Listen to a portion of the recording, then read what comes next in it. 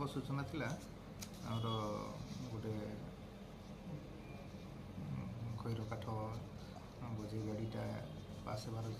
सूचनाटा पाइलु reliable source ताकू नहीं आम गोटे टीम फर्मेसन करूँ आईटा रविवार दिन राति कथा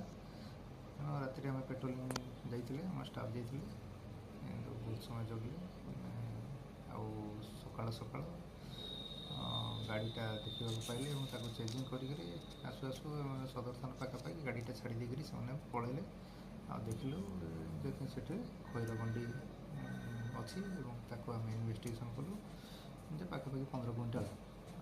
काठ से लोड थिला कागजपत्र कौन किसी नाला